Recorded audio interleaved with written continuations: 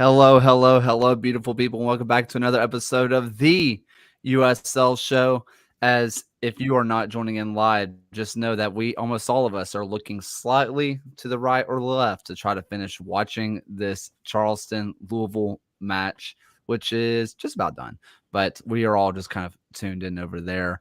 But welcome, people. A lot of stuff to get through today. But before we get too far, I want to thank our patrons: John Hunt, Frank Anthony, Aaron J, Christopher Cohn, Harry Austin, John Fuller, Michael Fuchs, Joshua Duder, Noah Telford, Alberto Aguilar, Jeremy Churchman, congrats on the grandkid, and Stephen Howard.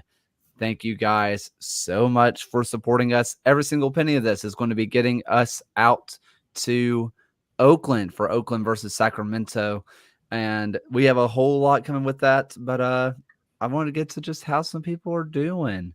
Phil, 2 Uniteds broke your heart. Are you okay, man? Worst possible weekend of soccer, maybe. Only thing that would have made it worse was Liverpool losing. So I guess they salvaged a point out of that. But yeah, it was not my finest weekend. Yeah, I'll save my locomotive stuff for later. It's always how it goes. Ryan, how are you? I'm doing okay. I'm a person who is up $8.40 today after betting Champions League and profiting 40 cents off of this Charleston match that I cashed out early. And it helped cover up a parlay I missed on the UConn-Purdue game last night because I thought Purdue was better and they let me down. Well, I mean, John, I want to get into Ryan slowly going into the degeneracy in just a second. But John, how are you? I'm doing well. I don't know why I got so stressed watching the end of that Louisville-Charleston game. Like, I was just on pins and needles that whole time. But yeah, I made it out of that, and I'm here to pod. Listen, when I was at the bar and I was like, can I get on the Louisville City Charleston Battery game? And they were like, who? And I'm like, just trust, put it on. And then like 3 goals in 15 minutes. And the guy beside me was like, do they normally score that much in soccer? And I'm like, these guys do. Just watch them. If it's USL on CBS, it's going to be a banger. Yeah, we will get into that in a moment. Ryan, can you confirm or deny that you were the person with Miami United? No, I actually knew a person who was physically at the game, which was astounding to just hear his firsthand accounts from everything. And there was a small pitch invasion after the game that they just let people onto the field. But yeah, it was interesting just hearing him say that there were some dodgy fouls, if you will, on a few things. And we've officially made it as a country if we're betting on Miami United Open Cup games.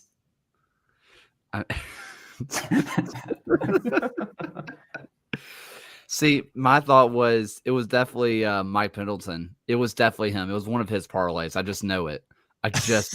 Yeah. Walking into the casino and trying to place a 6-figure bet on a semi-pro does sound like Mike for sure. He's too busy nursing that torn Achilles to focus on betting right now. Limping into the casino and placing a 6-figure bet. Mike, if you see this, I want to be noted that going into this, he even said, I think playing this pickup basketball game is a bad idea. Like he had the vision. Unfortunately, he should have saw it through because it was a bad idea. It's a shame. Shame. If you don't know what we're talking about, just look up Mike Pendleton. Just look up Achilles because that entire just roughly about 5 to 6 hours is pure comedy gold. It's just really good, man. Get better soon, Mike. Get better soon, man. Before we get too far, I want to just go ahead and say thank you to our sponsor, Goals TV. Hey, listen, we've been on there for a while. You've been checking out. If you're on there, you've seen For the Glove of the Game, you've seen Kit Season, you've seen the main show. But we just want to just tell people, hey, this episode is brought to you by Goals TV, your ultimate destination for everything soccer, legitimately everything soccer. We're on there. A lot of other stuff on the USL is there. Guess what? The USL Championship is partnered with them. Do you know who else is also partnered with them? The Indy 11. We'll talk about them soon. And they have so much more going on over there, USL related. Also, just us. Go watch us there too. Get our numbers up, people. But listen, for our viewers, we have a pretty special announcement. When I say we, I mean John, Phil, and Ryan are finding out about this for the first time. For the listeners to this show and our partnership, we are super excited to announce that we have an exclusive kit giveaway. So if you sign up for Goals TV and you go into the comments of this show, whether it be on YouTube or on Goals TV, and put your username, you're eligible. Goals.tv. Just sign up for an account. You want to know something crazy? It's free. And if you win, it is whatever USL Championship kit of your choice. I guess I'm getting in there and putting my name in the comments. Yeah. I have an account. I might be trying to rig this thing for me. I'm not going to lie. I want a kit. But yeah, it is going to be you're going to be the proud owner of your favorite team's jersey, courtesy of Goals TV and the partnership with the USL show. Hey, and it's more than just a streaming platform. It's a community of passionate soccer fans united by their love of the game. Whether you're into tactical analysis, USL Championship match highlights, or compelling storytelling, Goals TV has something for absolutely everyone. So seriously, what are you waiting for? Head over for Goals TV right now. Sign up for your chance to enter a free jersey. Do it, goals.tv. And don't miss out on an incredible opportunity to show your support for your team and style. So we're just trying to see, again, how many people check it out. So go to goals.tv and follow goals.tv on Twitter, X, whatever, 280 character app. Register for the free goals.tv account and comment your name. That's it. And that is going to be selected in around 5 episodes from now. So we're looking at either next Tuesday or next Thursday. That is it. That's a week or 10 days to get in a free account and comment your name. That is so simple. I've already done it, and I'm an idiot. Trying and to if land. Taylor wins, he'll get a Memphis 901 kit. I was gonna. Oh, Yeah, I'm gonna get the El Paso white kit. That's what I was gonna want. say. The Haynes Beefy T kit. Actually, we love you, Hummel. Sorry. No, Hummel really popped up. I will say I would get my actual favorite club, Oakland Roots. I would land an Oakland Roots kit. Everyone knows that I've loved Oakland Roots since day one. They've been my club. I've been there with them for this journey, and so yeah. I mean, I'm proud of you. Listen, they've been our number one for a while. They've been us. They've been with us. We're here. Listen, we got a lot to talk about. A whole lot to talk about. One of the teams that we said was mentioned on Goals.tv, Indy 11, and Indy 11 in Louisville City put on a show on CBS, not CBS Sports Network, not Paramount Plus, CBS, not ESPN Plus, not ESPN2. We are on the main network, and which came out today that the ratings came out, and USL had outdrawn El Tráfico, which is pretty cool, both on network television, which is pretty neat. Yeah, and just, I mean, specific numbers, because I know people are hounds for TV ratings and attendance. 360,000 people watching the USL on national TV. That's crazy to see. That's about 150,000 more than they ever got on ESPN in a single match. That's 6 times more than they got for the title game last year on ESPN2. If you want something that projects this league forward and makes it look like a major entity, you've got the eyeballs to do that now. And I'm sure we're going to get into the production value. For me, that was a top-notch broadcast. The camera quality, the commentary is always from Mike Watson, Devin Kerr. Those drone shots of Lynn Family Stadium, everything about this game and the game itself was really a showcase of the USL. I mean, they had more viewers of this game than Manchester City and Crystal Palace had that morning as I well. wish I It was didn't watch it. outdrawing a Premier League match as well. But like John, you had mentioned the drone shots, and that was like the one thing I took away from just the camera quality and broadcast production that made it feel like a big event. And like when I saw that, I was like, wow, they've really pulled out all the stops for this match, and they're treating it like the big occasion that it was. And it was an absolute thriller of a game. We saw in one match, like people could credibly criticize offside decisions because the cameras available were so good. Like we had actual cameras down in that area of the pitch to be able to say that the offside decisions were maybe questionable or something. But unlike typically where we're trying to make that call from from halfway, essentially. No, it was just it. We talked about it being a step up for the league. It's obvious they've set a marker out for this is what they want the product to be in the future. It's going to take time for the entire league to get up to this level and for them to invest the resources in making it like this. But it does show, like, it won't be every single game of the season by far, and we can talk about maybe production value elsewhere in the league, like on the same day being killer Saturday for lineups is all extremely wide. But like if this is the vision, right? Like if this is where the USL is headed in terms of the level of professionalism and the broadcast quality and all of that, then like I think sky's the limit. And it was, there was a lot of opportunity for this to fall flat. And I think it's safe to say that USL got exactly what they wanted out of this match. And a soccer game happened also. And a soccer game happened. But, I mean, what an exciting way to get people to watch these teams. I mean, Edwin mentioned the fact that Sacramento versus Orange County would have done a better job of showing the level of play. I think that's fair. But also, the fact is, it was exciting. As much as I want to show off the quality of this league, getting people to turn into a match and be like, that was a barn burner fun, like good time, I think that's kind of more important. A couple things for me in this is think about where the two teams are located.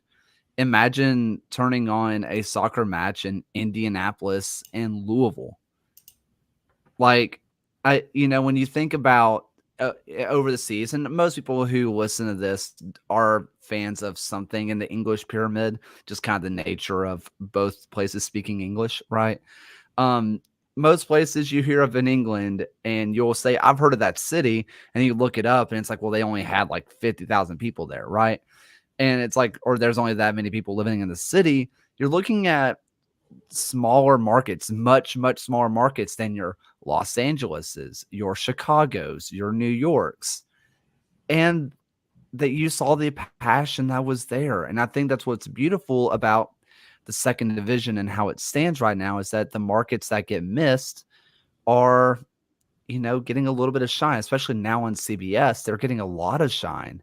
One thing that of note that I know everybody noticed and thought about when they saw these ratings, the USL was unfortunately outdrawn by the American Cornhole League, which does make everybody question, hey, the USL would have definitely outdrawn the American Cornhole League if we just had Pro Rel. I know everybody was thinking it. Is there Pro Rel in Cornhole? Probably. I mean, the bag goes up, the bag goes down. That's Pro Rel to me. I would say I'm pretty sure the American Cornhole League outdraws a lot of sports. Yeah. I think they may outdraw like the NHL. And that's not a joke. Like I think they get insane ratings. They're like just shy of 1 million every single time. I can't really tell though how many of those are just bars that have their TV on. Yeah. Like where are these Nielsen counters coming from? I mean, 400,000 sickos tuned into the Japanese Grand Prix at 1 a.m. Yeah, and going back to that point about market sizes, I'm lucky enough to interview Court Jeske, who's the the chief commercial officer for the USL twice now. Both times he's emphasized the value proposition when the USL went to CBS was, listen, we're in some of the bigger markets, but what we have is large fan bases in cities that you're otherwise not going to be directly drawing in with events. When you can say, listen, you're going to dominate in Louisville and Indianapolis, what is Fox doing that's going to provide that same thing?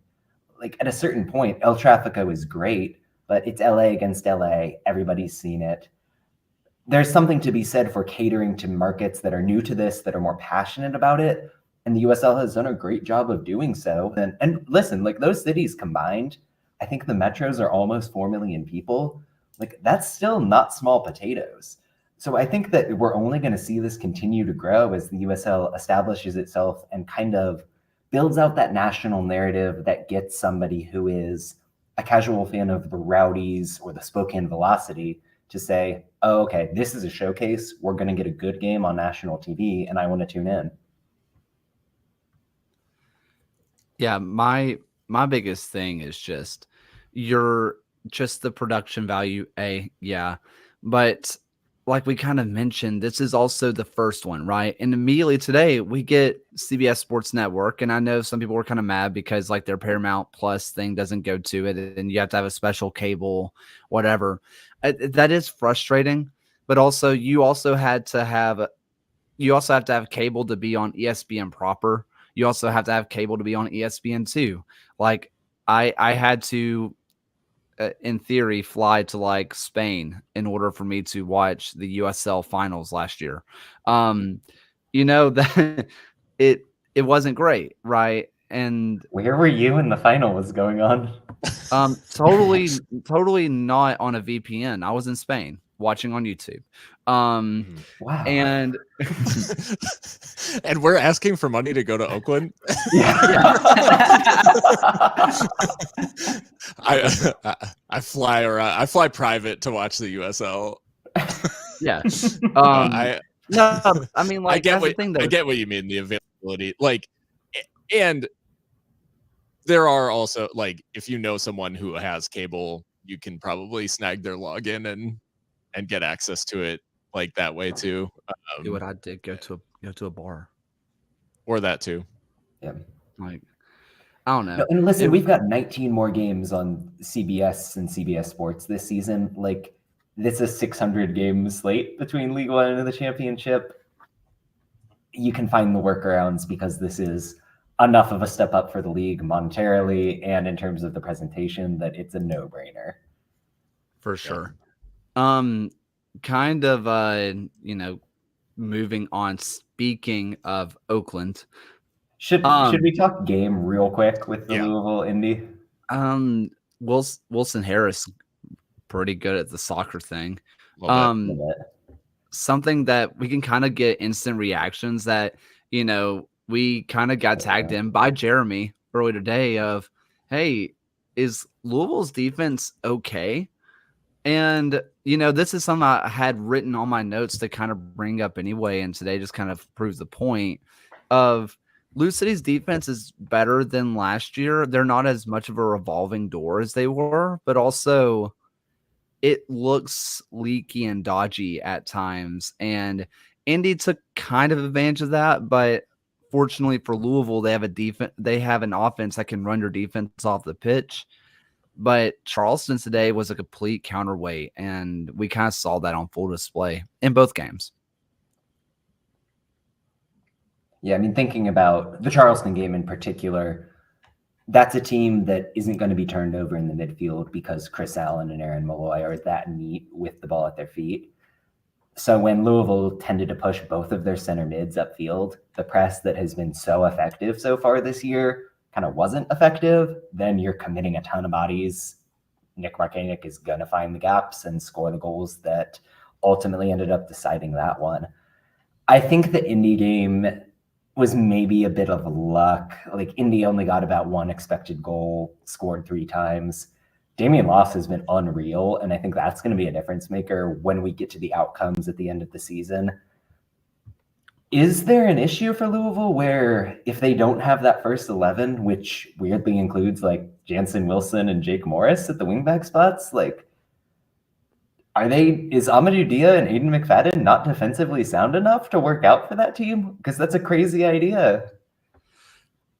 I mean, on paper, it absolutely should be good enough. Yeah. And it does feel like there is just a little bit of a drop off. And it could be some maybe like teething of just like getting especially like Amadou Dia more integrated. But that being said, Louisville have had a couple of times. I mean, even in the Birmingham match, like there were a couple of really big chances for Birmingham that they didn't put away. Like, so they can be got at. The problem is that they're going to create a ton. And I think like for all of the defensive issues, there's only maybe like 3 or 4 teams in the league that are going to consistently find them out to a credible enough extent to win the game. Like, because you're still going to give up chances at the other end because the way they move the ball and the way that they press, like they're going to create a ton. So it's really just, if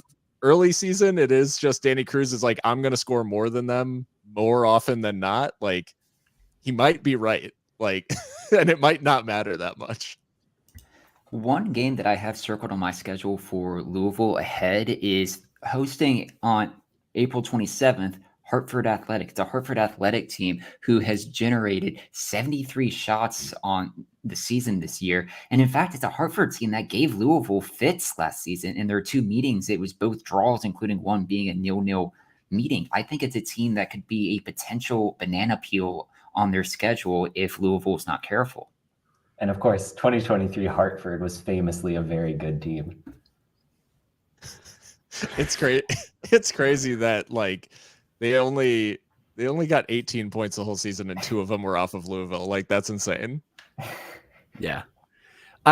So kind of talking about the Aiden McFadden and Dia thing, have they ever been truly defensively sound? They've always been on the pitch for the offensive side of a wingback part. I mean, that was kind of the whole reason that Memphis brought him in, which kind of crazy that he's the one that misses the penalty versus in that playoff game, and then he just goes to Louisville. That one's wild to me. But when you talk about him going to Memphis, part of the reason is because, well, Glass knew how offensively sound he was, and that Memphis team is all gas, no brakes. That they are there for the defense. Dia, he was the offensive side most of the time whenever Oscar was staying back or somebody else was staying back. I think when you're bringing up like your Jake Morris and all that kind of stuff, I think you're onto something there because they're both just wing backs with the emphasis on wing. And I do think when Cruz at halftime brought on Elijah Winder into that midfield and had Ray Serrano start dropping back more, you had coverage for Dia in a way that wasn't there in the first half. And I mean, we watched the game, right? Like Louisville City really started taking the fight to Charleston. So I think that Cruz is learning on the fly right now that if I want to go full offense at the wingback spots, I've got to counteract that at other points in the team. It's just interesting to see that maybe some of the things we assumed about Lou City and what might be their strongest unit aren't necessarily true. Well, unless anybody has anything else on that, let's go ahead. Let's talk about what happened in Oakland. And when we're talking about what happened in Oakland is what happened after the match for Oakland. We're going to just kind of pull up the video first, and then we're going to just kind of discuss which the person that kind of posted this had, their caption said like the second division is just pure entertainment, which, yeah. But some stuff went down. Neville Hackshaw is like throwing punches. He like, this is not normal soccer brawl. This is full on punches. I don't know if it's shown in here, but like bottles of beer were thrown onto the pitch. Stuff like that. Like stuff was thrown onto the pitch at the players. A lot of stuff has come out of this, and we're waiting to find out what the fallout of this is. But I have not to speculate, but the league has to, really crack down on it but also they have to figure out who exactly is involved, because if they rush it and someone was involved and they don't get called out, or other way, someone was not involved and they get called out, they are in hot water, and they've already had an issue with that in the past. So, they're just going to have to carefully tread this one. And they haven't made any sort of statement or anything, right? The league. Yeah. No. Yeah, this is a tough one, because I think it reminds me of last year. We were sort of commenting on some of the like fan interactions. I think it was Fuego, right? With like was that a mall night? And yes. So I think like similarly, there has to be like mitigation in terms of like there can't be straight up brawls, especially, I mean, the video is what it is, and you have to kind of like like see what the actual fallout is. There seems to be some like stomps and stuff in there, which is like genuinely dangerous, not from a like, this isn't like hey, pushing shoving type thing. Like, this is pretty bad in terms of what was going on. So yeah, they've got to figure it out. And obviously I'm sure it's not done like without provocation either. So like it'll be interesting to see how the league handles it. But I don't know about you guys, but I saw this video sort of like out of context on my like retweeted onto my Twitter timeline. And you ever see a video posted and then you're like, oh wait, like, is that like, and it's someone or something, and you're like, yeah, wait, is that it? Like, that was how I experienced it, was like seeing a family member get in a fist fight on World Star, where I'm just like, is that Kevin? Like, or whatever, just like, and that was how it was, because it was like, the second division in the US is crazy or whatever, and I was like, is that Oakland Roots? Ryan, it was really weird. I was like, I'd know that pitch anywhere. Ryan, did you get the disciplinary on that? Yeah, so there officially on the kind of team like match recap, there were 4 red cards and 2 yellow cards dished out at the 90th plus 8th minute of stoppage time. So that was Hackshaw, Nagy, Martinez, and Herrera. So there was 2 red cards on each team for Oakland and Monterey Bay. But that's at least officially what has been kind of declared the people who were involved.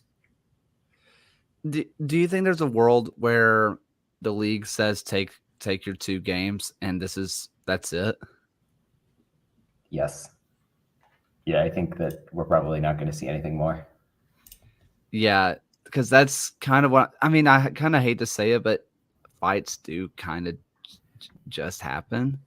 Like, they shouldn't, but I mean, these are 2-game suspensions. I mean, the refs got who they think was involved immediately. So that's 2 games. I mean, unless the league were to come out and say someone did something egregious besides just throw punches, which, we've seen in the past, a stomp can get someone out for the rest of the season. If that's actually what happened and not just I'm running to go try to swing on somebody, then we might be having different conversations, but that's kind of hard to prove intent versus I'm running and I have massive legs that just ran for 98 minutes. But I think it was kind of a frustrating game all around. Like, Monterey was in control for a lot of it. Oakland sort of had a comeback in the second half. Monterey got that late winner. Like, Oakland is in a position too where they're just not getting the outcomes they want. So I think there was a lot of heat, and this is like a nascent rivalry game in this league. This is going to be something that elevates that to another level. I don't think that there's going to be more disciplinary action, but like, certainly something to keep an eye on maybe next time these teams play. And if anything flares up, it could, get bad. I want to throw out 2 things real fast. Jonathan Como and Peter Bloom with the Oakland Roots blog. If you're not following Oakland things, follow those guys. They are keeping you up to date with literally everything. They are must follows. But Jonathan Como said that the bottles of stuff being thrown onto the beers and the bottles thrown onto the field, he said that the SG leaders are very vocal against it. And he said that he saw most of the beer throwing he saw came from like from the field level. And then Peter said that the bottles were being coming up from higher in the area towards the center, and a capo from the SG themselves tried to stop it. So it sounds like this came from randoms who had shown up in the night, just for the night, and not the actual supporters group themselves. So before anybody goes out there and says Oakland fans trashy or whatever for throwing this on there, just know that it's not the diehards that are there every single night, according to 2 or 3 very trusted sources for me. So I think that's important to note. One thing that I do want to throw out with this, and it's fights are bad. Listen to me, kids. Fights are bad. But dear God, do I have June 22nd circled. Like, I am so excited. Yeah, it's going to be a fiery one. Ugh. All right. But let's go ahead and move on. Just real quick, just wanted to kind of mention it. The Guardian released a pretty cool article, stuff that you've already heard before. ProRel good. Stuff that they're looking at is cheaper to go to, watch Orange County and other teams than it is just even park at an MLS stadium, that kind of stuff before. But it's a really good article written by the Guardian, so I would say check that out. It's a lot of stuff by James Knowlton, who is very supportive of the lower leagues. Always a great read, no matter what. Yeah. Just thought I'd throw that out there. If you didn't read it, it's been posted like everywhere, so there's that. Let's go ahead and get into some recaps. I want to open up with what might be the best game of the weekend, which was Tulsa versus Phoenix, which was just absolute chaos, absolute banger, just a great time.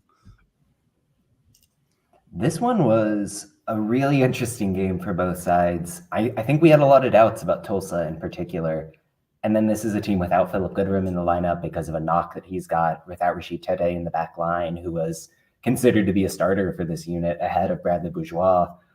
And then Tulsa comes out and, for my taste, really controls the run of play in this game. Like, Phoenix ends up getting the 2 penalties. That turns it into a draw. But the way that Tulsa was able to narrow out and open up space for Arthur Rogers, every set piece that Justin Portillo took being absolutely incredible. And the way that Phoenix really struggled with ball progression yet again. Like, this is a team that has shown a couple of flashes offensively, but by and large, this season just can't get it done. And I think when they finally got going, Renzo Zambrano was doing an impression of Carlos Arby, right? Like, he was getting up from the number 6 spot, interacting with Panos, interacting with Edgardo Rito to move up the pitch. So things to take away for Rising, but my bigger kind of finding from this matchup is that Tulsa feels kind of real in a way I didn't expect. You mentioned the Goodrum absence.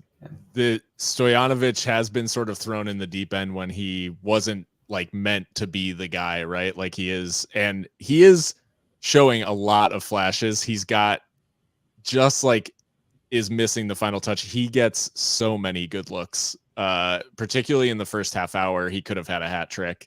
And I think young striker, lots of potential there. And on a different night, this game is actually over like 20 minutes in. Because if Philip Goodrum is the one on the end of those Stojanovic chances, like it's hard to imagine him not putting some of them away, or some more away, I should say. That said, like the movement is really good. I have to give tons of props. Alex Deleuze, like no look assist for the opener, absolutely disgusting. And he was great, sort of operating in between the lines for Tulsa. I think in general, they let this one get away when maybe they shouldn't. It also showed just how dangerous Remy Cabral can be when he's feeling confident and getting in the right areas and like gets the ball at his feet. He can make things happen. One is a penalty, earns both penalties. And then by being dragged down, I will say second one, little soft for me. I don't know that it was necessarily a pen because he kind of.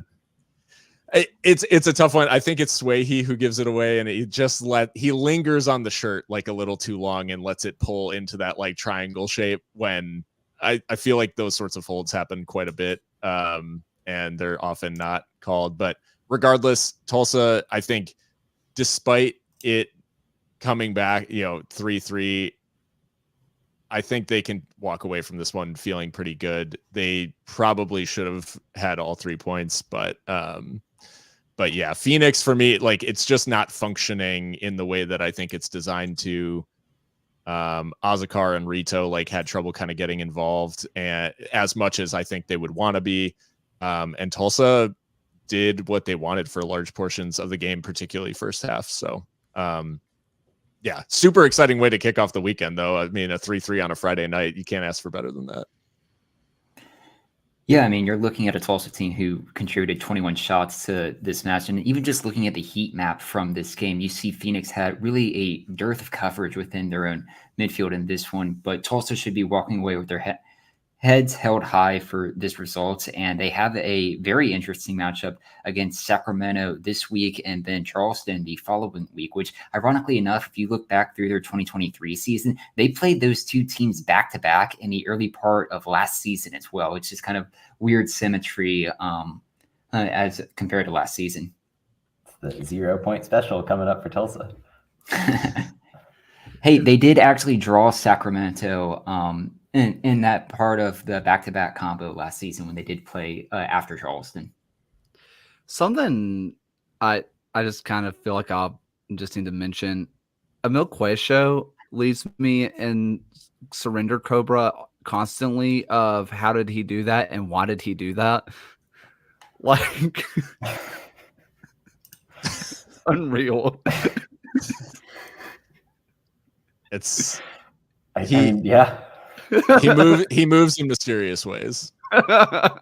He's kind of like the chief invisible for about 80 minutes, and then we'll score the craziest goal you've seen in your entire life guy. And I mean, I think there was a moment in the second half where he took like the dumbest shot. Oh man.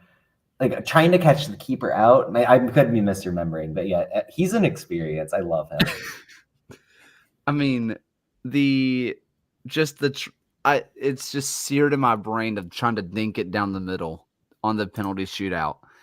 Everything else is just kind of revolving around that. So like when he scores a banger, I'm like, that's the same guy. But when he gets a straight red, I'm like, that's the same guy.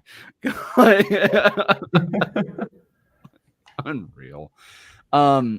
Yeah, let's go on to another really fun match, Hartford versus Miami. Honestly, my only takeaway from the match is what John posted, which is the lady just copying Mushigalina. I just want to know. Mushigalusa. Sorry, Mushigalina. That one. You're combining players. I'm combining people. Yeah, it happens. No, like I'm obsessed with her, but also Miami showed some fight that I was not really prepared for. I mean, we've been kind of hyping up Miami, but they showed me a different kind of fight than I was prepared for. But this is also 100% a match 2023 and maybe 2022 Hartford 100% lose. Yeah, Hartford, this had the feel, and when they saved the penalty early on, I'm thinking, no, this is 0-0, like written all over it. Hartford's going to take 40 shots, and it's somehow not going to go in. But they got around that. Like they really unsettled Miami, which teams have struggled to do. Like for all of the memes around this Miami FC side, like they are organized and they know what they are and they play like it. They frustrated Hartford for a little bit, but they weren't able to keep it up. I will say, the engine of this Hartford team is the difference for me. Like Jay Chapman and Anderson Asiadu are putting in like 7, 8 out of 10s every single match. And it's allowing that front four to do what they do, because there aren't many teams in this league that would be able to play those 4 players together and not just ship goals. right? Like it's like we need somebody to defend, and it's like Jay Chapman and Asiadu are doing so much work in covering that space, like recovering possession, winning it back, and then being that link between it, defense and attack. I think they're enabling so much of what is going on in Hartford to make it functional when you've got all those like great attacking names up top. Yeah, Kayla, you're on mute. Wasn't that the thing last year was that we saw Hartford just shift a bunch of goals because they had so many attacking players up there, and we're like, buy a defender, please, or someone to slow it down in the defensive midfield. And they revitalize the back line and bring in one of the best holding midfielders in the league. And suddenly this team is an absolute wagon. Like the structure was needed last year. We all saw what the problem was. And then suddenly they bring in a coach that has a couple of brain cells firing. That was like, maybe we should bring in a back line and a holding midfield. And suddenly it works. Like we saw the vision last year. Comedy goal of the weekend, Von Kazeel booting it in off of Joey Farrell. I'm just like, this is the craziest. Like two center backs kicking it off each other for an own goal is really wild. But no, I think I like to your point. There's a lot of firepower in this Hartford team, but there's also a lot of sensibility about how they've been built. That being said, like they do still give up 2 goals to Miami and make it a lot more interesting than probably what it should have been. Yeah, I mean, you think about this game. Sorry to cut you off there. Like Miami is a team that is so hard to break down because they've got that shapeliness, they've got that form. And so often this season, Burke has been pretty doctrinal about keeping the wingers high upfield to stretch the pitch, right? Not so much against Miami, where he let Beckford and Galena drop lower to get those touches because they're amazing dribblers. They can beat anybody with the ball at their feet.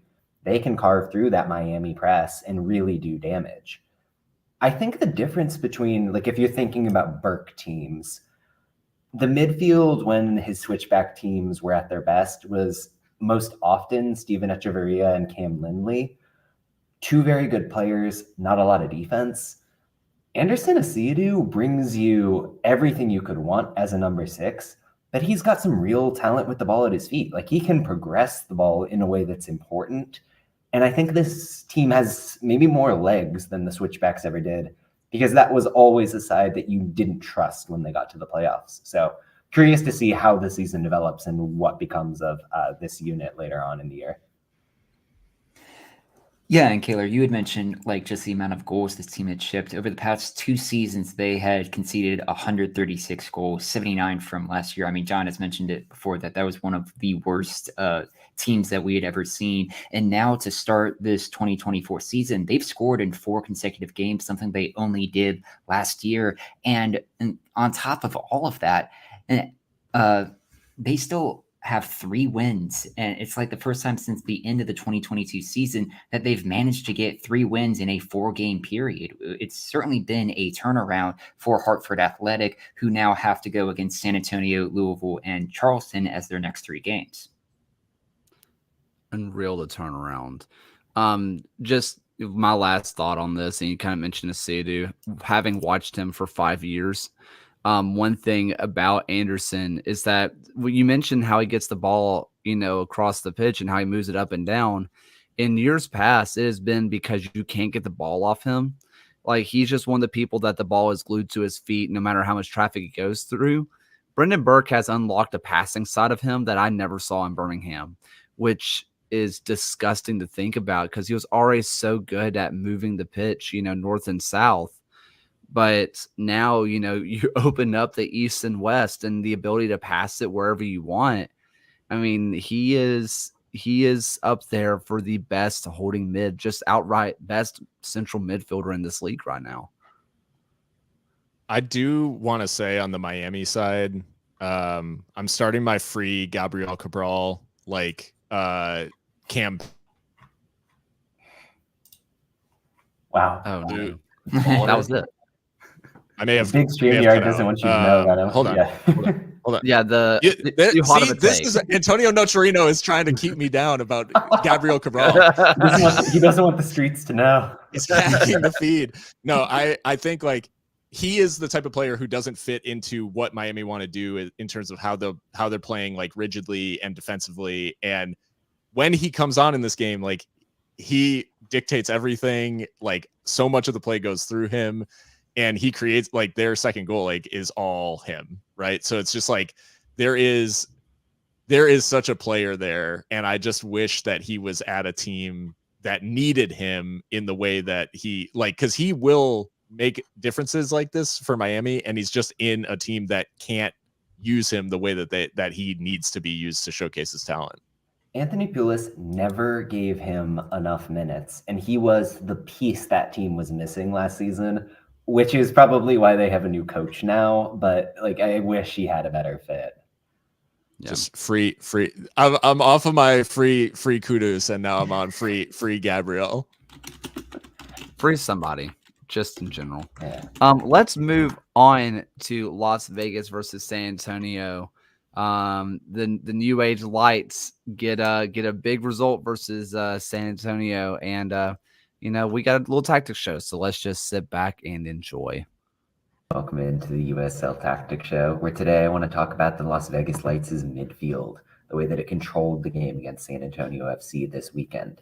Las Vegas plays in a sort of 4-2-3-1, 4-2-4 shape, where they rely on JC Nagando, the holder, Valentin Noel, the number 8, and Coleman Gannon, who plays higher upfield as an attacking mid, but knows how to drop deeper as the nexus of control in the center of the park, and it underlies Dennis Sanchez's entire strategy. You saw the way that it impacted the game throughout the second half, especially. Note how these players are flowing offensively. Here you're seeing a still where San Antonio has 3 players in the middle, but look at the motion of Noel to cut diagonally towards the sideline, how Nagando follows him up with a run underneath. Those two have developed an instant chemistry that is constantly creating offensive chances for the Lights. Nagando is a player who, while he plays as a number 6 most often, has this slide rule through ball pass in his back pocket. There's so much technique here. And against a team like San Antonio that employed 2 defensive midfielders in this game, the Lights still were able to run rampant. Here you're going to see another example where Nagando gets the interception. You're seeing 3 Lights players, Nagando, Noel, and Gannon, stacked on top of one another, finding gaps between those 3 center players for the San Antonio FC. It's a lovely sequence yet again, indicative of how this unit has been able to find opportunities. Their defensive rotations have been pristine as well. Here you're seeing a center back, Fabian Garcia, step up, but look how Nagando gets back to put in the tackle and recover for him. The Lights are finding their shape, and because of it, they're able to deny opportunities down the middle. This is the San Antonio heat map from Saturday night, where they got nothing in the central areas of the park. Late in the game, the Lights moved into a truer 4-2-3-1, but look at the way that they use Gannon, especially on that right side, to force Mitchell Tainer to play towards the wings and not towards the center of the pitch. This is the sort of positional control that the best teams in the USL are able to exhibit. It wasn't always perfect for the Lights. They still give up some opportunities in the channel, but by limiting the danger and focusing in the areas that they would do the least damage, they were able to get that win. This is a team on the rise in Las Vegas. Yeah, I mean, much like John had mentioned here, one thing that really stood out to me, and this is not entirely fair of San Antonio, but like Vegas dominated. This wasn't scrappy 1-0 Vegas win. This was Vegas deserved to win 1-0, and I don't think San Antonio necessarily played that poorly. It was just Las Vegas showed the quality that they had brought in over this offseason. Sanchez has a wonderful system going right now. Like, this is a good team. The thing that jumped off the like stat page when I was after watching this game back and then like being like, what exactly did I just watch? And sort of like the eye test versus the stats. Luis Silva and Luke Hackinson have been like so involved for San Antonio in all of the good stuff they do going forward. They barely had a kick like between the two of them the entire game. Like, I swear to God, they barely got into attacking areas. And that is such a credit to what Vegas did. Shout out to Sean Smart, first professional goal. He won the College Cup with Clemson like 3 months ago or whatever, and is now doing bits for Vegas. I think in general, how far that Vegas midfield has come in such a short amount of time. These guys literally didn't know each other 2 months ago. This is like, there are midfields that have played together for seasons that are not up to speed this much this early in the season. And you're right to call it Nagando, because he was just different. 4 chances created and 10 possession recoveries. Like, that is a do everything midfielder. Like, there is literally nothing he's not capable of. Yeah, we don't have Nicholas Murray in the chat today, but he's somebody who's been on the Nagando hype train by and large. So dead on about that. Such an impactful player. I think on the San Antonio side, throughout the first half, they were kind of playing an off balance where Silva was playing quite deep rather than giving up field in the way he had for much of the year. Hackinson was basically playing like the winger he is by trade, and you'd have Carter Manley being this proxy right back. I don't really understand why they were going for that look. Like, it didn't give them anything possessively. But then they clearly weren't in the mix either in the second half because Vegas took over in the middle of the field. I do think just like balance-wise with that midfield, the way that you've got Noel, somebody who knows Sanchez's system from their time together with Austin too, that's paid off handsomely. The energy from the other players, unbelievable. And then add Charlie Adams in there. Like, it's going to be hard to pick that team, but boy, do you have weapons and do you have versatility when you need to match up for whatever is coming at you in a given week. Like, I couldn't be more bullish on everything about this team as they're figuring it out right now. I mean, this is a Las Vegas team who has won 3 games in a row for the first time since 2022, and they have 3 consecutive clean sheet victories in that time. In fact, this win as well over San Antonio was their first win since Joker was in films in 2019. It's been a very impressive turnaround from Las Vegas here, who now gets on the day that the Joker 2 teaser comes out, by the way. Coincidence? I think not. Classic Joker move. Oh, and yeah, by the way, 3-game win streak. Vegas won 3 games last season. Oh, like, that's incredible. It's wild. Just so, kind of, you mentioned it, Phil, with Clemson. We just teams that are, or like universities that are pushing out talent.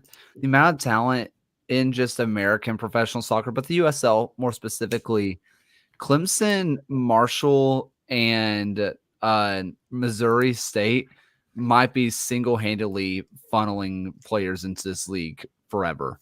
Like, Missouri the amount State is the League One resource right now. It's unreal how much talent, like Clemson. I mean, like we mentioned it earlier. I mentioned it first game of the season. I didn't think that Marboy was going to be around for very long, and frankly, his match versus the FC Tulsa was another reason for that. He's ridiculous. I mean, we see Marshall everywhere around this league. Clemson's everywhere. And like, yeah, like Missouri State, other than I think Trevor Spangenberg might be the only championship player from Missouri State, but everybody else is, every single League One team has at least 1 to maybe 3 Missouri State players on their team. It's unreal that some of these universities, and I think that's one thing that, even though MLS has their draft that they get the college players in through, the USL really seems to have a college to professional pipeline going now, and it's really cool to see, especially those programs that seem to have it figured out. And kids coming out of college like retain some control over destination, salary, all that sort of stuff. I'm not saying they're demanding like massive wages or something like that, but maintaining that control in a non-draft situation is like, can be a differentiator for USL landing upper end college talent, as we saw like in Phoenix. MLS is increasingly at this level where it's hard for somebody to make that jump straight from college. And whether that's a perception thing or an absolute fact about the quality, that's an open question, because you see what some of these college players come and do immediately in the USL, and you wonder, like, come on, if an MLS team gave my boy or Sean Smart a chance, they'd be contributing in a meaningful way at that level too. So, I mean, MLS's loss is the USL's gain in that way. I mean, look at Jackson Lee. I mean, he goes and was what, LAFC's first round pick, even though they had oh my gosh, what's his name? Abraham. Oh, who he used to be with Light. Yes, Abraham Romero. Thank you. He's waiting in the wings and he should be playing. I mean, it was weird that LAFC took the anyway. Long story short, then they signed Hugo Lloris. Yeah. Yeah. Long story short, Jackson Lee ends up in Rhode Island to be a GK2, where he would have been GK3, 4, possibly 5 in LA. And guess what? He immediately gets playing time and plays really, really well. If you're especially looking at goalkeeper where there's only one of you on the pitch, right? You know, if all things go well, there's only one that plays the game. And you're probably going to see just more playing time, or you're going to be able to see, more professional experiences, especially on the goalkeeping side. Why would you not just go straight to USL? Hi, Nicholas. We were just talking about you.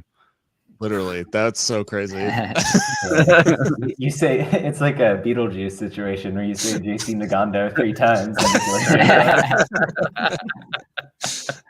That's great. Well, Nicholas gets to watch me have a nervous breakdown live on. Yeah. He's just in time. Speaking of, was the end of that result your Joker moment? Yeah. If you don't know what he's talking about, this is El Paso versus New Mexico. Phil had a great time, horrible time. It was Derby named. Yeah. No, yeah.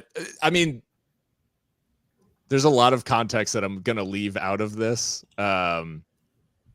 From the moment, like my takeaway from a locomotive perspective is that from the moment that you undeservedly take a 2-1 lead, like, I'm not saying they weren't in the game, but taking the lead was a tall ask given kind of the chances they had fashioned up to that point, all of that. I think from that moment on the road in a derby, like, you simply have to see that result out. And the way that they approached stoppage time, it just felt like the team had already decided that they'd done enough to win, and ignored the fact that we were going to play 11 more minutes of football, like, after that goal was scored. And so, yeah, for me, it's just one of those moments that I think they get caught up in it, in like the emotion of that moment. A handful of players are like kind of giving it the big one to the curse, like they score at that end. And it took away from two of the best, like, what could have been two of the best stories of the weekend, which is Joaquin Rivas scoring with his first touch in locomotive colors, and just generally looking like exactly what Locomotive have sort of been lacking, I guess, like early on, in terms of someone mobile, moving between the lines, like making late runs into the box, offering a different option than what they've sort of had up to now. And Amando Moreno scoring against New Mexico United on his return to Albuquerque. So yeah, it was just, if anyone is truly interested in my reaction in the moment, we do a live stream for away games over on Seriously Locos, like Twitch and YouTube, and so you could literally you probably could find the VOD or whatever and see what my reaction was, because I can guarantee you it was stunned silence, I think, for a little while, and then yeah, all in all, like, it wasn't the worst Locomotive performance of the season by any stretch of the imagination, and it is just a devastating result given that they are still looking to get their first win on the board of the season, and we're now 5 full games in. But are you okay? I'm I'm working through it. No, we'll record Seriously Loco tomorrow evening, and that should be cathartic. While we're on the Nicholas Murray plug topic, good little recap of the derby there as well. I mean, I think it's another game where you see the consistent issue with El Paso just can't figure out how to defend behind those wingbacks, even when there was the shape change later on in the game. I mean, that was really what happened with both of those late goals, right? It's unfortunate to see. Credit to New Mexico for, despite the bad broadcast, which I know we hinted at up top. I mean, as somebody who's trying to watch the game for tactical things that are going on, that was probably the worst time I've had all season. I will say what Eric Quill did with those late substitutions completely changed the tenor late on. What you got from Daniel Bruce stretching the field, Jacobo Reyes coming and getting that goal pretty immediately after getting into the game. Huge stuff there. Hoping Dayon Harris is okay. He went off around halftime and you could see the limp. The way that he was stretching that with that pace on the left wing early in the game was so influential. This is a New Mexico team that's deep right now. Like, they've got a wealth of midfield options that can punish you in a lot of ways. We saw it in this game, and I mean, it was a lot of heart as well. Like, to do that at the Lab, in the rivalry, in front of your home fans, big stuff there. So interesting things both ways. Curious to see, like you mentioned, Phil, how El Paso looks as they're getting more of Rivas in the mix there, because he was awesome as a sub. Yeah, we've been kind of crying out for Rivas. I think there was a thought or a feeling of sort of optimism in when Navarez was available. He's a loanee from FC Juarez. He performed well. The only time we had seen him up till then was in the friendly against Bravos, and he looked quite good. We were looking for a little bit of something different from what's been on offer. Miles Lyons hasn't really been as he was last year. Like, he's just had trouble getting up to speed. The system's not doing him a ton of favors either. I think in general, like, someone close to New Mexico's staff was talking about the fact that Dayon Harris versus Noah Dolenmeyer was basically circled on the tactics board of, this is how we get at them. And it worked. Like, that's how they got the opener.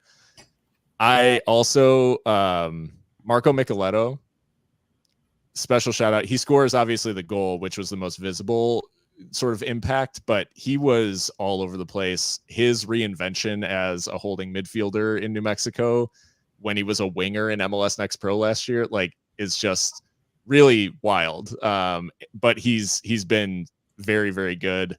And he was good again. Him and Zico Bailey were quite tidy. Not that all of it like necessarily shows on the stat sheet, but his strike for the opener, clean as you can possibly strike a ball as well. And all in all, yeah, a very rough night for anyone associated with El Paso. But I think some of the simplicity of how they can be got at is just like, they've got to figure out what the solution is there. And if the solution is Brandon Craig has to be available, that can't be it, right? Like, it's a similar conversation with Louisville, where we're like, if the solution is just always have your first 11, I've got bad news. What? You don't? You really sold that confusion there, Kayla. You got me for a second. Been working on Well, it. Phil, at minimum this week, you'll have the I always come out on top derby, as El Paso will be playing Oakland. That's I'm playing both sides. That way I always come out on top. And hey, no Neville Hackshaw. So here's a question that I'm sure the 0.8 or 0.08% of our Swedish viewers can tell us.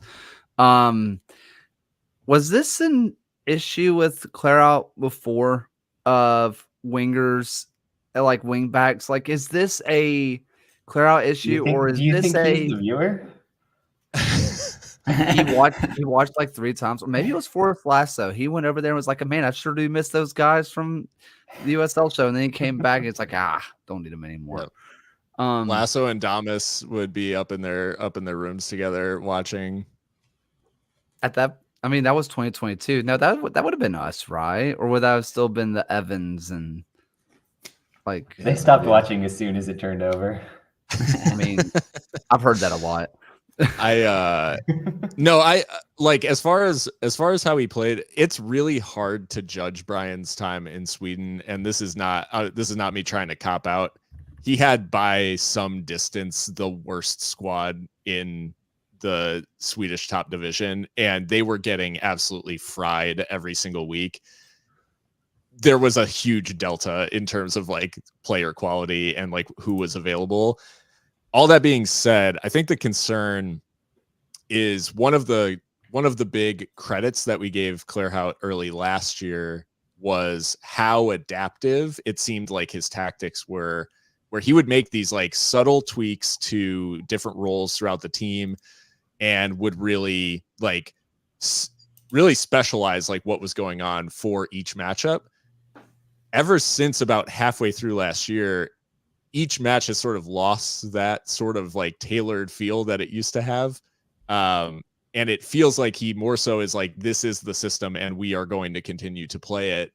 And I think in general, like it is a system that relies heavily on having mobile center backs who are able to cover a ton of space and are really good one-on-one against fast players.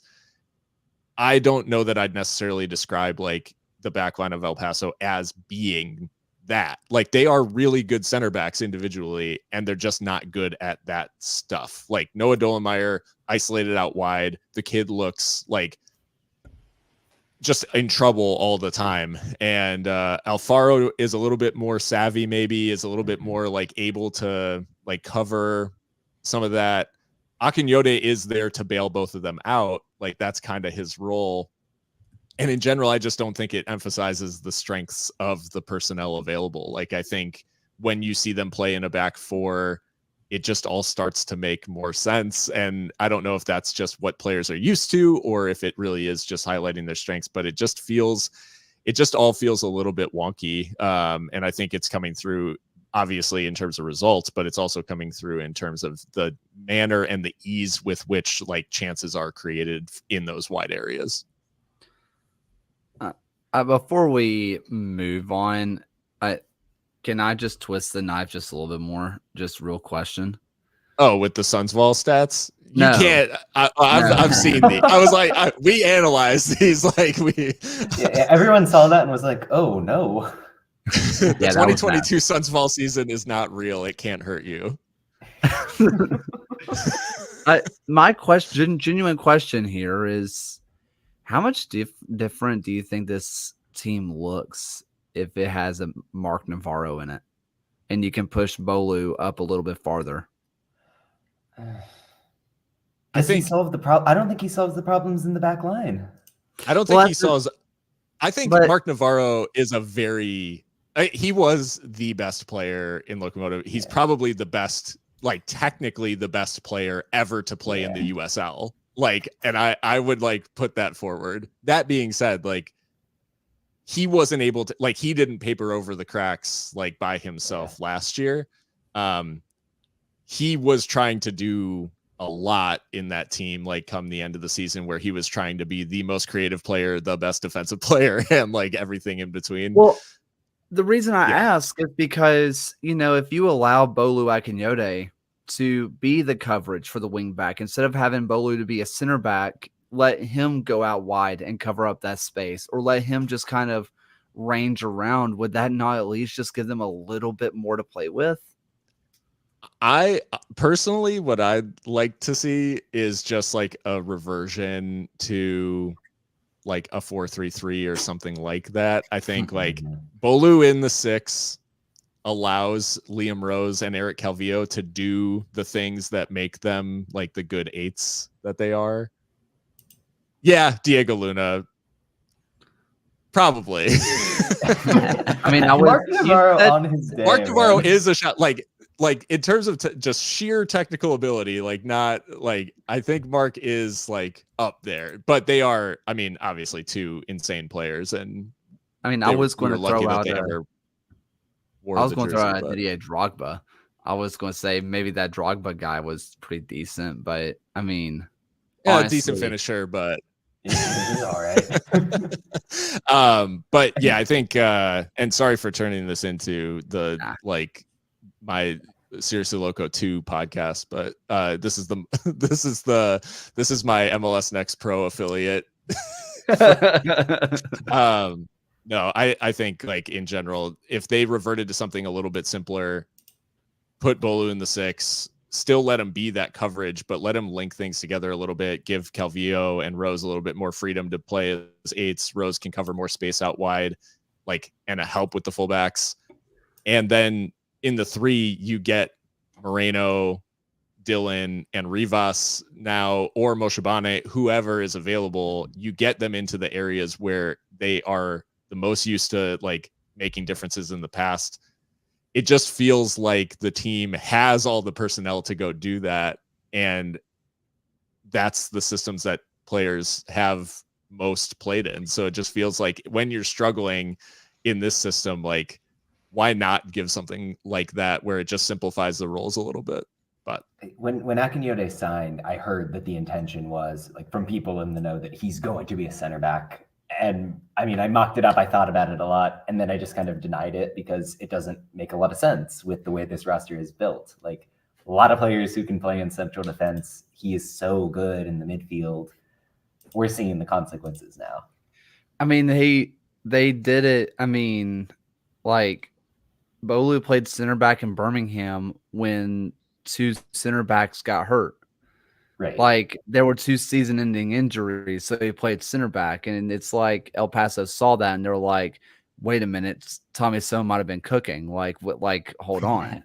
Like, and he's been good. Like, I mean, it's hard no doubt. Like, no doubt. he's been good, but he's also, I feel like we're not. Again, it's a question of like, is the team getting the most out of the players available? And that, I think the question is decidedly, after five games and 1 point, the answer is no. Right? Like, yeah, right.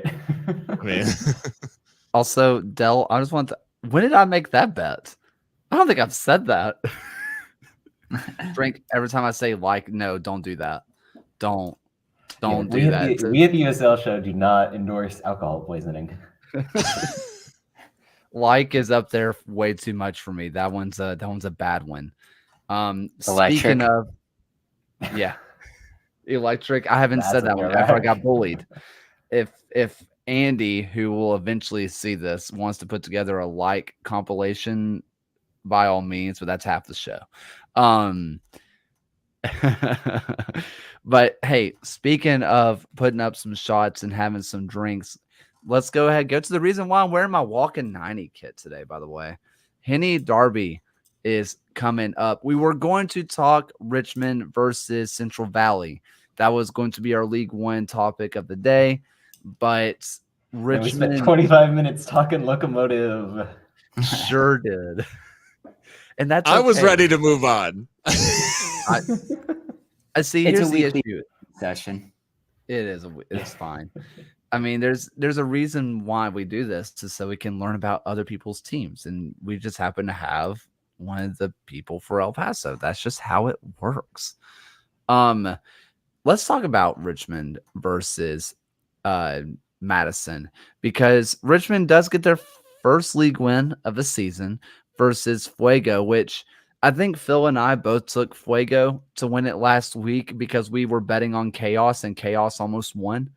But Richmond does a good job to get 3 goals, walk away with the win, walking out with their heads held high, going against one of the best just rivalries in all of, not just, I don't want to say U.S. soccer, just all of world soccer. Yeah, John was the only person to predict Richmond last week, so he was the only one of our pick'em pool to get the Kickers to get their win, their first win since July 2023. In that time, just to kind of show how long it's been, Mercury was able to orbit the sun 3 times. So it's been a while for Richmond fans to celebrate a win, and off the backs of that victory, they now have a very crucial rivalry game against Madison. Dude, what? 3 Mercury years. That's crazy. That's awesome. That's wild. Wait, so who we are you ran out picking, of Ryan? movie references. We ran out of movie references, so Ryan became an astrology boy. Like, Would you rather I mentioned that it was when Indiana and Jones and the Dial of Destiny was last in theaters? Underrated movie. But Oh, man. Yeah, so what's your pick? I missed that. I'm picking Madison in this one. I think Forward Madison's going to be the better side, and they'll take all 3 points here. Phil, I went for a draw last week, like you said, Kaylor. I went for chaos because I was convinced that Fuego were going out of the Open Cup to El Farolito, which they did. So I said that Fuego always does the funniest possible thing, which would be lose to the burrito team and then beat Richmond in the league. Like, that would be the funniest possible thing. They did not pull that off. So I'm going to go for the funniest possible outcome in the Henny Derby and go for a draw, because either way, both fan bases will be upset with me for not picking them. So yeah, I look forward to this game, though. This is one of the coolest things about American soccer that has come out has been the Henny Derby. So shout out to Madison and Richmond for putting on something truly unique in American soccer. John? Yeah, I mean, promising game from Richmond last time out. Like, this is a team that's shown a lot of potential in the way that they're building out. I think they were hard done by, for instance, in that Tormenta game a couple weeks ago, where they really felt like they were in control down the middle. Like, this is a game where I think they're going to struggle to replicate that. What you get in the midfield for Madison with Boyce and Murphy, some of the new players they've got in the mix, not going to be as easy for the kickers to work through. With the threat over the top you've got with Cheney, Galindrez, a resurgent Derek Gebhard who's undroppable despite the talented striker, I think Madison just has a little bit too much firepower, and they're going to get this win. I mean, we said that Madison was the best. John and I both kind of said Madison was the best team in the league preseason, and I still believe that. Like, I am still, and it's still early on in the season that I feel like I can just rest on preseason said. But also just their back line looks so good. Shipman finally had the game that I thought he should if this team's going to be a title contender in this most recent match. He really put out a good performance, and when in doubt, Christian Cheney, like that, just in general. Also, Stephen Payne always seems to find his way in this matchup. Last time he had the game winner. Before, he's come up in big moments with good big tackles, key assists and key passes. Everything just kind of seems like it's pointing to Madison, which is probably why I should pick Richmond, but I'm taking Madison. Let's go ahead and move on to Lexington versus Spokane. Lexington, who, not to beat a dead horse here, but it's not going great in the Bluegrass State for them, and it's not just because Coach Cal is leaving. Actually, I think they're celebrating that. But Spokane looks really, really good, a lot better than I gave them credit for, and Lexington still needs to figure it out. Yeah, is it early to say that Lexington should be finding their panic button with how the results have been going so far? I mean, this was a team who last year were only shut out 5 times, and now they've been shut out 3 times to start this season, which isn't great. I'm going to take Lexington to win this one. I think what's kind of holding me back is Spokane is still having to figure out traveling across the country with these games. They've already had to come towards the Eastern time zone twice already, losing to Greenville and losing to Charlotte. And I think I still need to see that kind of prove-it game that you can win away from home. So I'm going to take Lexington to try and take advantage of that opportunity to get a win, but I'm certainly not confident in that. Yeah, the vibes are so bad in Lexington right now that I couldn't pick them to win. I picked Spokane. I think like basically Ryan was alluding to, I just think Spokane is a lot further down the path than I thought they would be early on in the season. They got their legs under them relatively quickly. They've obviously had those new team sort of issues, but I think in general it's been bright. And And yeah, the vibes are so bad in Lexington that I just couldn't bring myself to go that way. So I'm taking the velocity. John? The Spokane team is incredibly fun to watch. They're so technical in the midfield. What you get out of Fernandez and Lewis and Denton, all behind Luis Gil in the middle of that lineup, that's as technical as most championship teams you're going to see. They play with this sense of tempo that constantly forces you to get too narrow. And that's when you're playing in Kamarni Smith, who is as fast as anybody on the wing, right? Like they've got so many reads in the way that they break you down. Lexington just isn't disciplined enough to stop that right now. So going Spokane. You asked the question, Ryan, is it too early to find the panic button? I don't think losses are the reason to find a panic button. It's how they're losing. Yeah, I would have hit it a few weeks ago, to be honest. I would have been all out panic just because I don't trust in how it's happening. Spokane is shocking me, frankly. I thought Spokane had a decently high floor, but low ceiling. I thought they were going to be looking at that 10 to 8 range, and that's about it. They look like they can be a top 3 team in League One. I am so impressed. I am taking Spokane. Let's go ahead and move on to, there's probably a name for the derby. It doesn't seem real. I don't know. The trademark Miami FC versus Tampa Bay Rowdies. Yeah, I think with this one, it's going to be a really interesting contest. As we've mentioned on the show, that the Miami FC showed a lot of fight to come back, at least try to get back into their game against Hartford and Tampa Bay. And it still is just that kind of class team that we've known from them in the past. But to start this year with 3 draws is just kind of a different Tampa Bay that we're kind of used to. I'm going to take the Rowdies on this one just for their comparative history against the Miami FC in this rivalry, but I could see this one turning into a really interesting contest with a lot of goals. I am waiting for Rowdies to score some goals that aren't just hoof it and it falls to someone. I think in general they haven't impressed me as much as they should in the build-up. I think like the players on the field, it should look better than it has. That being said, I think it's going to be way too much for Miami, and I think just the raw firepower of Rowdies get them through this one. But I think they've still got work to do in terms of making the build up in attack like make sense. And I give them a little bit of slack for the conditions in Rhode Island. And yeah, so all that being said, I'm taking Rowdies. I think they're going to have too much for Miami.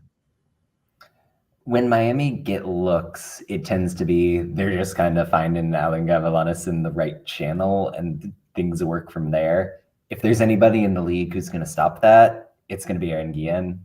So that's going to be an issue. Going the other way, like if there's a game where you just want to get lucky lumping it long against that back line, Miami's not a bad candidate for that, right? Like you're not going to beat them on the ground. Tampa Bay hasn't shown any ability to do that anyway. I think things are going to break in the Rowdies' direction to get the win, even if I'm reserving judgment on them writ large until we see Charlie Dennis in that squad. In its current iteration, I don't think a stone glass house. I live in a glass house. It's called Birmingham Legion. I get it, but I don't think this Tampa Bay team's very good. And we've seen Miami be pretty good this year. And just going off the early fact of Miami's looked good and Tampa Bay just has not. I'm going with Miami. I don't feel confident in that for the exact reasons that John laid out, but I'm hesitantly going to the Miami on this one. Let's see what is next. Rhode Island FC versus Pitt. Just a fun storyline if Jackson Lee is still starting, if Koke Vegas is out. He's a West Virginia grad, and West Virginia and Pitt absolutely hate each other. So I just think that's funny. Maybe there's an extra bit of just oomph in there? Probably not, but I just think it's funny. And Ryan, you are muted. Rest in peace.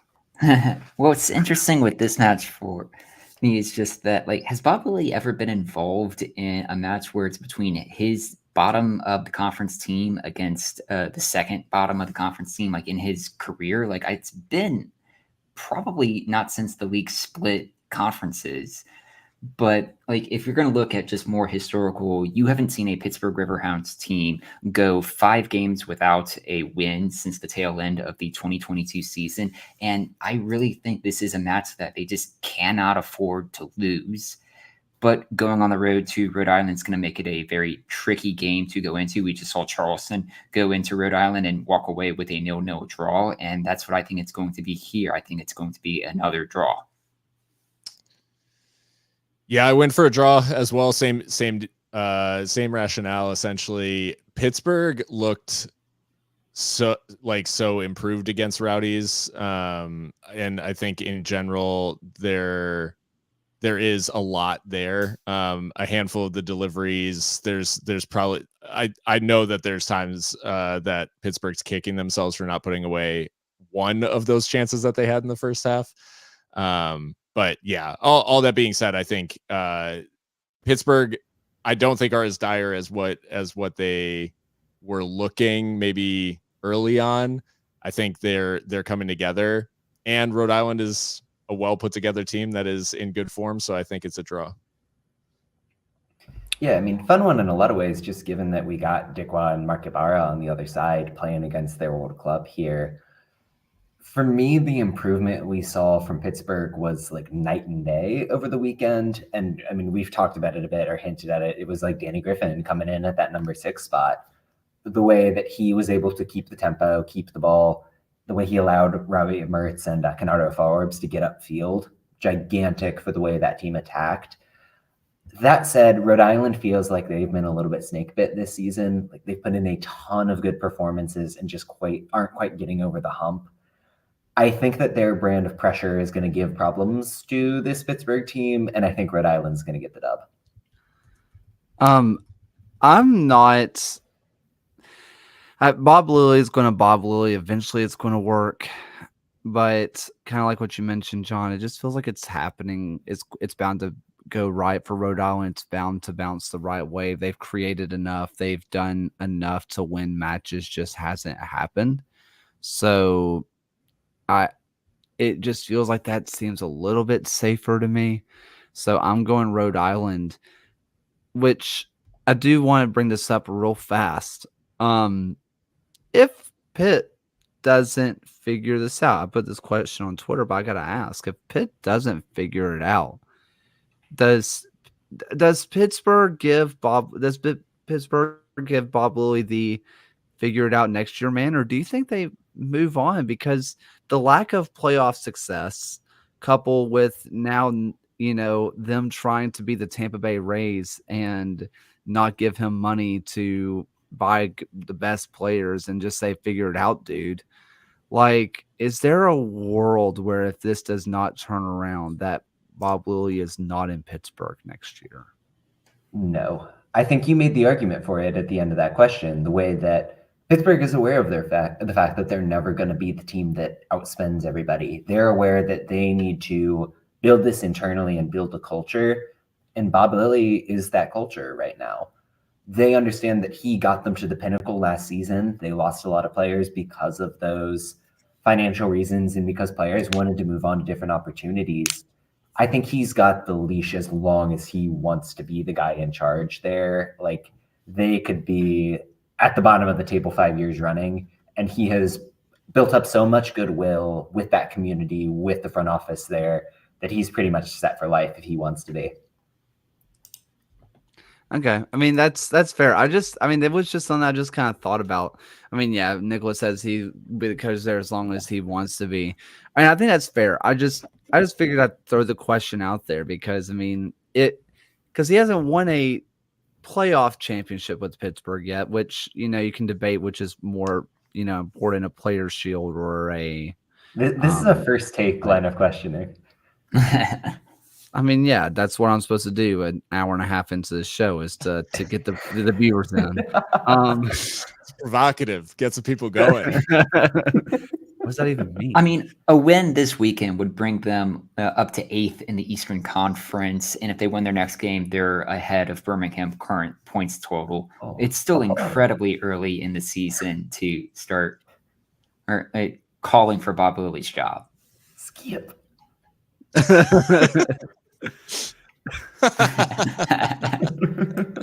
Let's go on to the last prediction. That is San Antonio versus Orange County.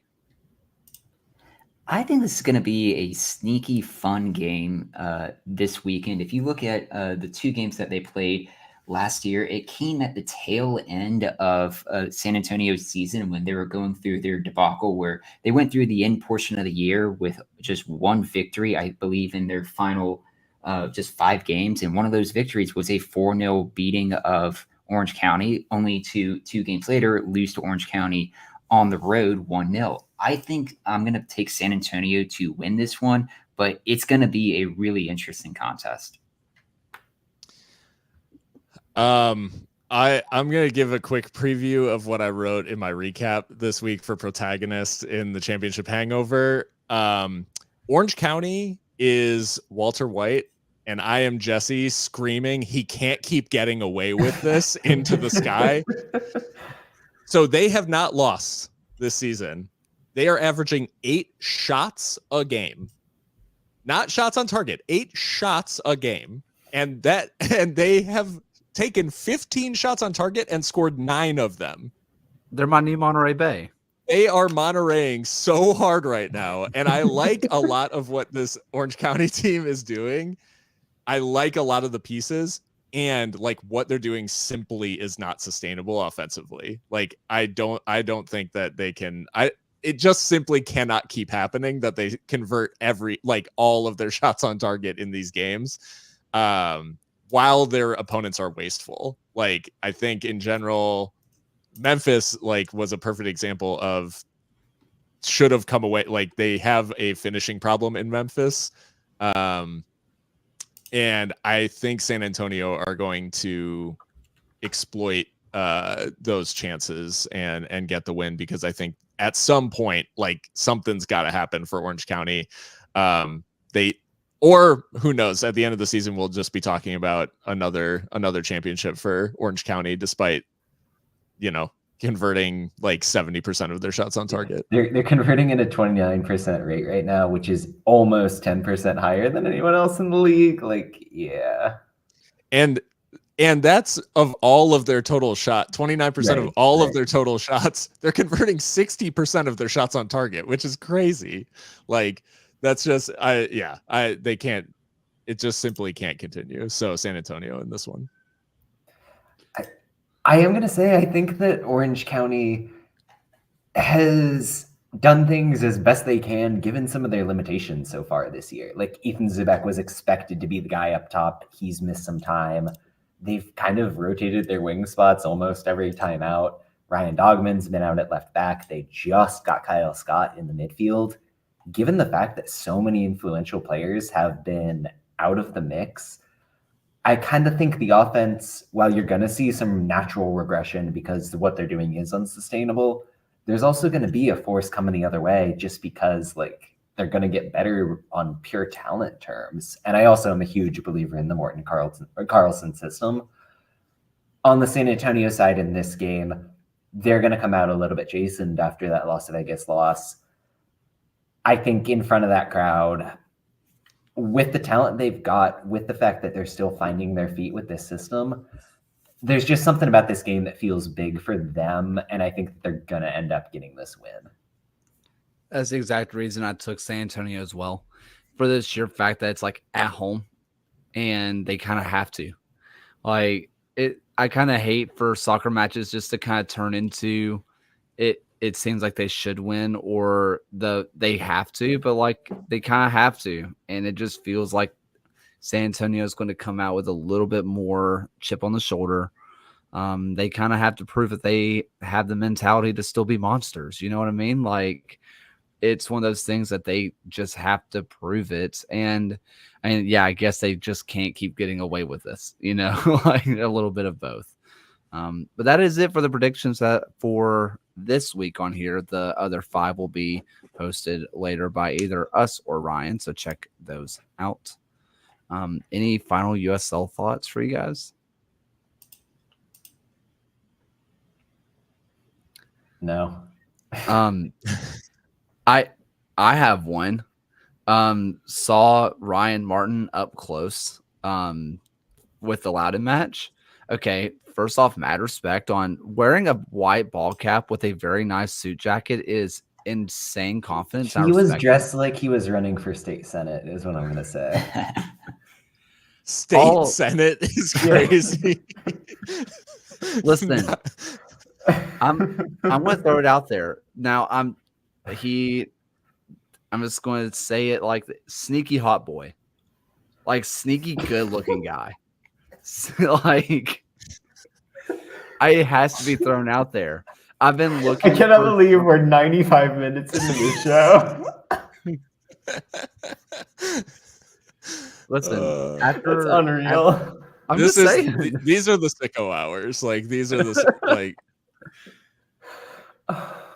It had to be thrown out there. I mean what I say. Like, I was like, whoa, I didn't realize, because most of the time. Can we air the Kyle Adams conversation since we're in this ballpark? Yeah, dude saw it. Like, Killer Man, like, I owe you an apology. I wasn't familiar with your game. Yeah, a little bit. To Ryan Martin. Wasn't familiar with your. The unfortunate part about it is that, like, there was a part of me after Loudon scored that. Yeah, well, after they scored that absolute banger of a goal, I was like, I'm going to totally mention to Ryan, hey man, you look better than I thought. And then it turned into 3-1. I'm like, can't drop that on him now. Like, I can't drop on him. I didn't think you were attractive until now. Like, you were going to go with the coach of Loudon United. You thought he was hot. Yeah, why not? This is. Oh my god. Kaler's finding new ways every week to have his credential like reinvestigated. Again, wouldn't be the first time. Yeah, I just got to throw out Marco Micheletto is my guy in this category this year. Ooh. Hey, the guy has the best hair I've ever seen in the league. Give the ball to the Italians, There we go. Quote Miami FC. Watch out for Tyler Pasher's left. Listen, I need to just mention. Okay, Tyler Pasher.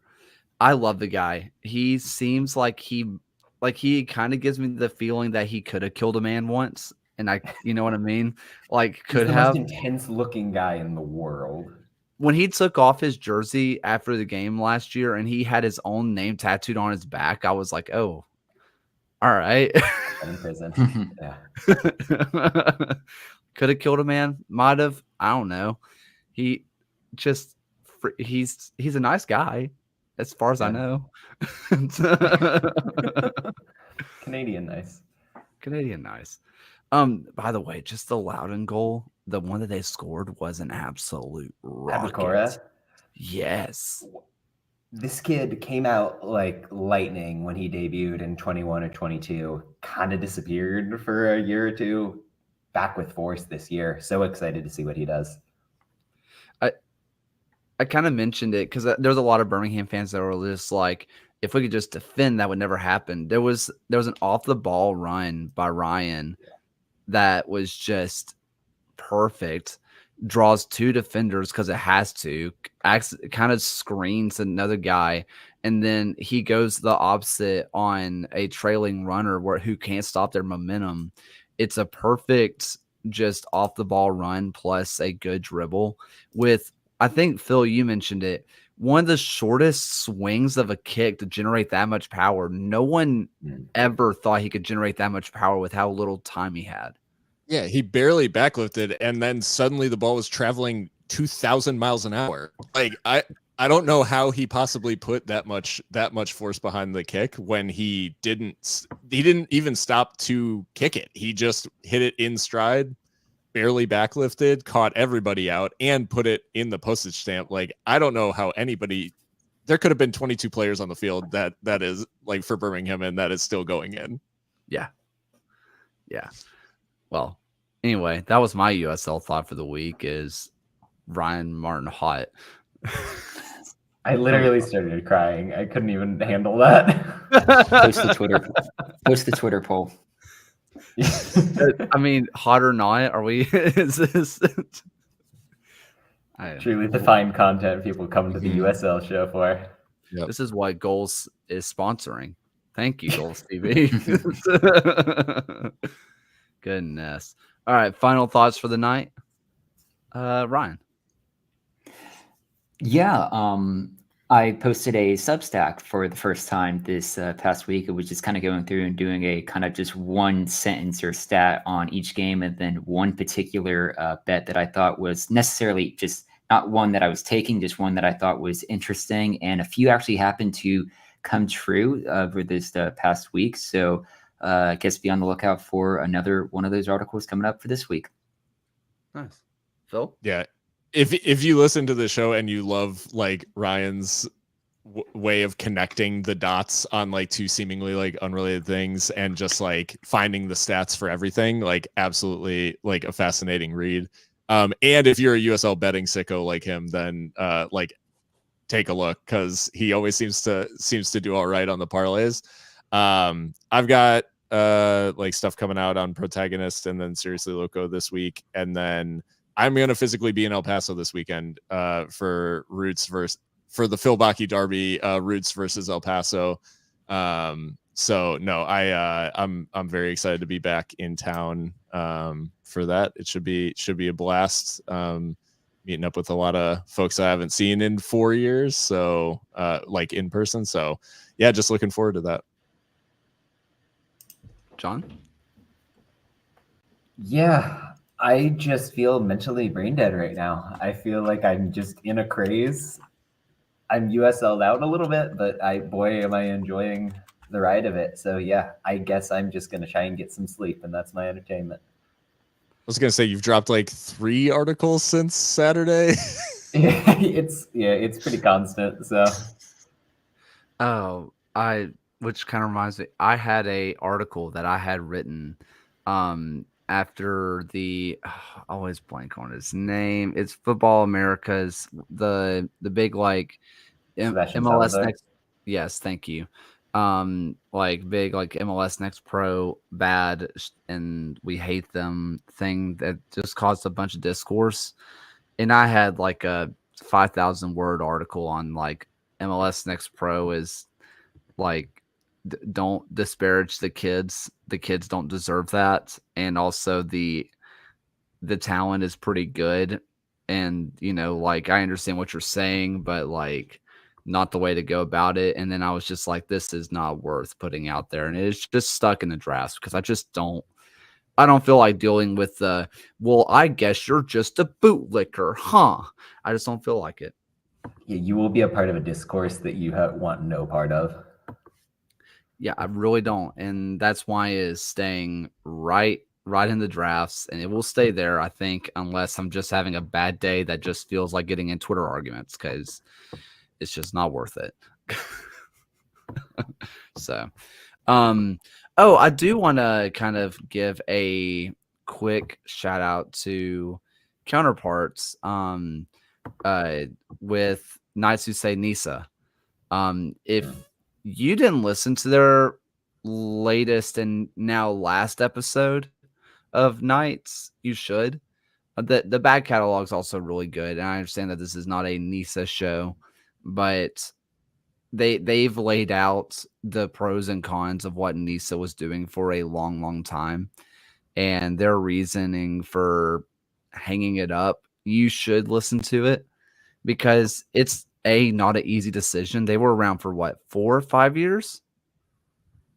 And a long something time. right there. Yeah. I mean, it would be like the USL show hanging it up because the USL show couldn't, give publicity to the league anymore because of just all the crap that was going on behind the scenes. Like they they really lay down some good stuff. It's not an easy decision to end a podcast for any reason, but for the reason that they're doing it, I mean, just full support to them. And they also protagonist, like kind of like Phil's doing over there as well.